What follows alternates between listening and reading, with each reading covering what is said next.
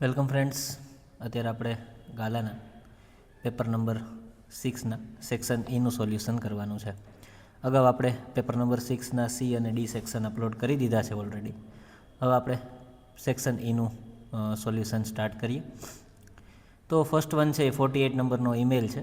આની અંદર કંઈ એક્સપ્લેન કરવા જેવું નથી, તમે જસ્ટ પોઝ કરી અને જોઈ લેજો, જેથી કરીને ટાઈમ વેસ્ટ ના થાય. ખાલી ફોર્મેટ અને લેંગ્વેજ કેવી હોવી જોઈએ, કઈ કઈ વસ્તુ ઈમેલની અંદર ઇન્ક્લુડ થવી જોઈએ, એ બધું આની અંદર લખેલું છે. 49 નંબરનો ક્વેશ્ચન છે, explain the effects of irregular allotment of share. તો when allotment of share is irregular, an applicant can get the allotment cancelled at his option and get the refund of the amount paid on the shares. તો એનું amount છે એ પાછું મળી શકશે. આ પહેલી effect છે.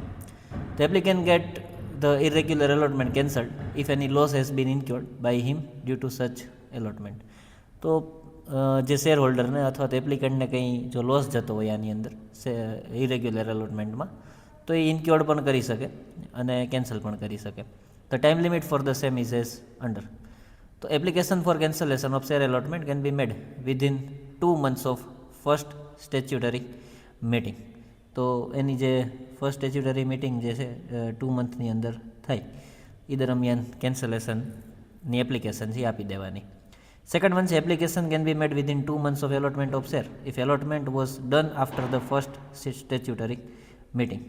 તો સ્ટેચ્યુટરી મિટિંગના 2 મહિના પહેલાં અથવા તો 2 મહિનાની અંદર મિટિંગ થઈ જાય, એના 2 મહિનાની અંદર આ એપ્લિકેશન છે એ આપી દેવાની. થર્ડ વન છે, ડાયરેક્ટર છે એ પર્સનલી રિસ્પોન્સિબલ હોય છે for the compensate for the loss to the company or shareholder if he willfully violates statutory provisions related to allotment or allows others to do so. તો આ જે irregular allotment થયું છે એની અંદર જો ક્યાંય ને ક્યાંય ડાયરેક્ટરનું પોતાનું ઇન્વોલ્વમેન્ટ હશે કે એની અંદર કંપનીઝ એક્ટ વાયોલેટ થયા હોય અથવા તો બીજાને એવું કરવા માટે એણે પરમિટ આપેલી હોય, તો ડાયરેક્ટર પર્સનલી રિસ્પોન્સિબલ રહેશે અને જે કંઈ લોસ ગયો હશે એપ્લિકન્ટને એને ટોટલી કમ્પેન્સેટ કરી આપવું પડશે. The process of recovery of સચ loss must be initiated within 2 years of allotment of share. તો એનો જે લોસ છે એપ્લિકન્ટને એ 2 વર્ષની અંદર રિકવર કરી દેવાનો. 50 નંબરનો ક્વેશ્ચન છે, differentiate between share transfer and share transmission. તો shareholder voluntarily passes ownership of the share to another person in accordance with the provision of Companies Act and Article of Association, it is called transfer of share. તો આ એક voluntary process છે અને આની અંદર કોઈ share holder છે એનું ડેથ થાય છે અને કોર્ટ એનો જે લીગલ હેર છે એને કમ્પલસરી શેર છે એ ટ્રાન્સફર કરવાનો ઓર્ડર કરે તો એને કહેવાય ટ્રાન્સમિશન ઓફ શેર.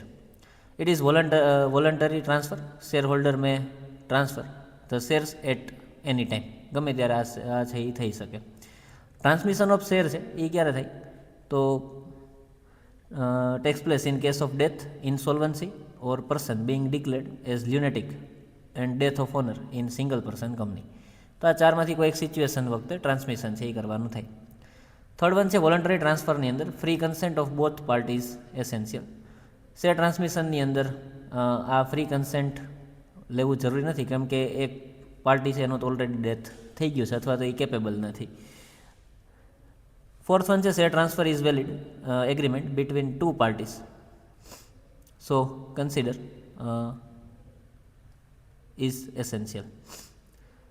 અહીંયા છે in transmission of share, share holders ownership is shifted to his legal representative since this is not selling there is no consideration. આની અંદર ખાલી જસ્ટ ઓનરશિપ ચેન્જ થાય છે, સેલ નથી થતા, એટલે આની અંદર કોઈ કન્સેન્ટ લેવાનું કોઈ જરૂર નથી. જ્યારે આની અંદર શેરને સેલ કરવામાં આવે છે એટલે કન્સેન્ટ લેવું જરૂરી છે. એના પછી છે, since voluntary transfer is in lieu of consideration the stamp duty of required amount must be effect with share transfer form. અને in transmission of share there is no consideration and hence stamp duty is not essential. Fifth one છે, membership is obtained by the transferee after the approval of board and his name is entered into register of members. તો આની અંદર share transfer થાય, જે ટ્રાન્સફરી છે એનું નામ register of મેમ્બરની અંદર એડ થાય, બોર્ડ ઓફ ડિરેક્ટર્સ છે એ બધા એને એપ્રુવલ આપે એટલે એનું નામ છે એ મેમ્બર્સની અંદર પણ આવી જશે.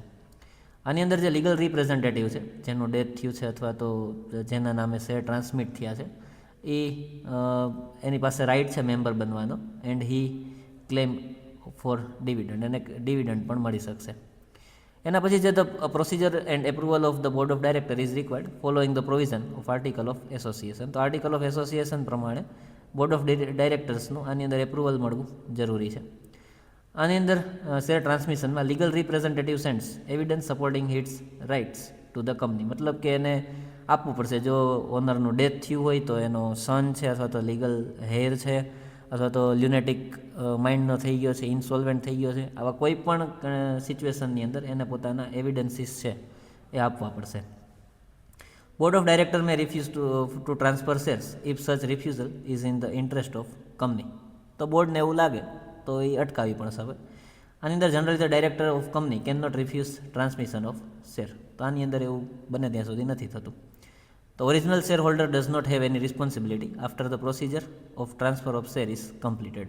તો જે પ્રીવિયસ ઓનર છે એની હવે કોઈ રિસ્પોન્સિબિલિટી રહેતી નથી. In the transmission of share there is no personal responsibility of representative. However he has to accept responsibility arising on the account of ownership of shares. તો આની અંદર જેના નામે શેર ટ્રાન્સફર થાય છે એ રિપ્રેઝેન્ટેટિવની કોઈ જ પર્સનલી રિસ્પોન્સિબિલિટી આની અંદર હોતી નથી. એના પછી શેર ટ્રાન્સફરમાં if a company refuses to transfer without valid reason the shareholder has the right to go to tribunal. તો ટ્રાન્સફરની અંદર જો બોર્ડ વગર કોઈ રીઝન, વેલિડ રીઝન વગર એને ના પાડે તો એ ટ્રિબ્યુનલની અંદર પણ જઈ શકે છે. The company can not refuse transmission of share so the question of going to tribunal does not arise. તો આની અંદર કંઈ ટ્રિબ્યુનલમાં જવાનો કોઈ ક્વેશ્ચન જ આવતો નથી. 51 નંબરનો ક્વેશ્ચન છે. Explain various method to obtain membership of the company with diagram. આની અંદર ડાયાગ્રામ ડ્રો નથી કર્યો, પણ એકચ્યુઅલી કરવો હોય તો તમે આની અંદર આવી રીતે ડાયાગ્રામ છે એ ડ્રો કરી શકો છો. આવી રીતે કરી અને કેટેગરાઇઝ કરી અને બધા જ નામ છે એ લખી શકો છો. તો signing the memorandum of association, allotment of share, transfer of share, transmission of share, share received as consideration, estoppel or holding out, execution of letter of renunciation, convertible debentures and sweat equity share. તો આવી રીતે 9 અલગ અલગ methods છે કે જેનાથી આપણે membership ઓબ્ટેન કરી શકીએ. ઓકે, નેક્સ્ટ ક્વેશ્ચન જોઈએ. 52 નંબરનો ક્વેશ્ચન છે. In which circumstances is the director to be retire. તો ડાયરેક્ટરને ક્યારે રિટાયર થવાનું આવે છે, કયા સર્કમસ્ટન્સીસ છે? તો અહીંયા છે the first director of the company retire on the very day of the first general meeting as the term expire on that day. તો આ એક ઇન્ટરિમ ડાયરેક્ટર હોય છે જે ખાલી જસ્ટ કંપની ઇનકોર્પોરેટ થાય અથવા તો ફર્સ્ટ જનરલ મિટિંગ અરેન્જ થાય ત્યાં સુધી જ એને ડાયરેક્ટર તરીકે રહેવાનું હોય છે. તો એની ટર્મ એ જ દિવસે એક્સપાયર્ડ થઈ જાય છે. સેકન્ડ વન છે independent director retires after the completion of the term of 5 years. તો ઇન્ડિપેન્ડન્ટ ડાયરેક્ટરને 5 વર્ષે રિટાયર થવાનું હોય અને ટર્મ પૂરી થાય પછી એને રીએપોઇન્ટ પણ કરી શકાય. એટલે 2 ટર્મ સુધી તમે ઇન્ડિપેન્ડન્ટ ડાયરેક્ટર છે એને રિપીટ કરી શકો. At least director of the public company retire by rotation, these are the senior most. તો જે સિનિયર મોસ્ટ હશે એને રિટાયર થવાનું રહેશે અને લગભગ 1/3 ડાયરેક્ટર છે એને દર વર્ષે રિટાયર થવાનું હોય છે. A person not qualified for appointment is disqualified and retires. તો જે એપોઇન્ટમેન્ટ માટે ક્વોલિફાઈડ નથી એ ઓટોમેટિકલી ડિસક્વોલિફાઈડ થઈ જશે અને રિટાયરમેન્ટ આવી જશે.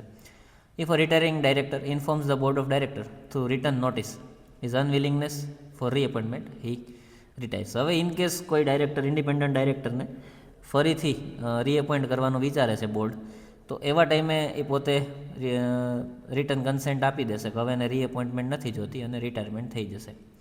If a retiring director's reappointment resolution is not passed in general meeting he retires. તો ડાયરેક્ટરને રીએપોઇન્ટમેન્ટ કરવી છે, ડાયરેક્ટરને પોતાને પણ વિલિંગ છે, પણ બોર્ડ છે એની અંદર પાસ થતું નથી રિઝોલ્યુશન, તો એ બી એ રિટાયર થઈ જશે. તો આવા સર્કમસ્ટન્સીસની અંદર ડાયરેક્ટર છે એને રિટાયર થવાનું રહેશે.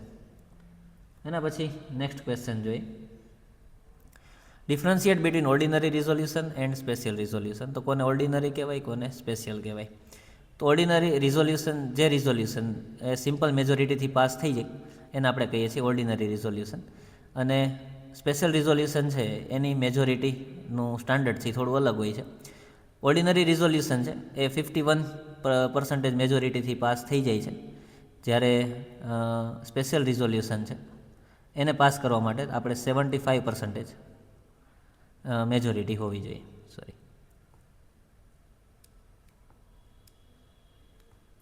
તો 75% મેજોરિટી સાથે જે પાસ થાય એને સ્પેશિયલ રિઝોલ્યુશન કહેવાય. ઓર્ડિનરી રિઝોલ્યુશન શેના માટે પાસ કરવામાં આવે તો ક્યારે જરૂર પડે તો approval of annual accounts, declaration of dividend, appointment of auditor, fixing his remuneration and other day to day works એની અંદર ઓર્ડિનરી રિઝોલ્યુશન ચાલે. પણ જ્યારે આર્ટિકલ ઓફ એસોસિએશનની અંદર અથવા તો મેમોરેન્ડમ ઓફ એસોસિએશનમાં કંઈ એમેન્ડમેન્ટ કરવાના હોય, કંપનીનું વાઇન્ડઅપ કરવાનું હોય, લિક્વિડેટરને એપોઇન્ટ કરવાના હોય અને કંપનીના બીજા ઇમ્પોર્ટન્ટ મેટર્સ હોય એની અંદર સ્પેશિયલ રિઝોલ્યુશનની જરૂર પડશે. એના પછી છે the ordinary resolution is passed for the daily routine work of the company. અને આની અંદર આવશે સ્પેશિયલ રિઝોલ્યુશન છે એના માટે પાસ કરવામાં આવે કે જેની અંદર સ્પેસિફાઈ મેટર જે આપણે ઉપર ડિસ્કસ કર્યા એવા કોઈ સ્પેશિયલ મેટર હશે એના માટે પાસ થશે. એના પછી છે it is not necessary to mention in the notice regarding the ordinary resolution. તો નોટિસ જ્યારે આપવામાં આવે મિટિંગની એની અંદર ઓર્ડિનરી રિઝોલ્યુશનનું કોઈ મેન્શન કરવું જરૂરી નથી. જ્યારે સ્પેશિયલ રિઝોલ્યુશન માટે નોટિસની અંદર મેન્શન કરવું જરૂરી છે કેમ કે 75% કરતાં વધારે મેમ્બર્સની હાજરી આમાં કમ્પલસરી હશે. એના પછી લાસ્ટ પોઈન્ટ છે it is not necessary to register such resolution with the register of company. જ્યારે સ્પેશિયલ રિઝોલ્યુશન છે એ મેન્ડેટરી બની જાય છે કે એવા રિઝોલ્યુશનને કંપનીના રજિસ્ટ્રાર પાસે રજિસ્ટર કરાવવું જરૂરી છે. તો આ 3 વખત અગાઉ પૂછાયેલો ક્વેશ્ચન છે માર્ચ 23, જુલાઈ 23, માર્ચ 24 અને જૂન 24. So it is one kind of IMP question. તો આઈ હોપ તમને લોકોને કન્ટેન્ટ સમજમાં આવ્યું હશે. અહીંયા આપણા એસપીસીસીના 6 પેપર કમ્પ્લીટ થાય છે. આનો જે સેક્શન F છે એના શોર્ટ્સ તમને આપણી ચેનલ ઉપર મળી જશે. ફરી મળીશું નવા પેપર્સ અથવા તો નવા ટોપિકના સોલ્યુશન સાથે. Thank you. ચેનલને સબસ્ક્રાઈબ કરજો, તમારા ફ્રેન્ડ્સની સાથે શેર કરજો.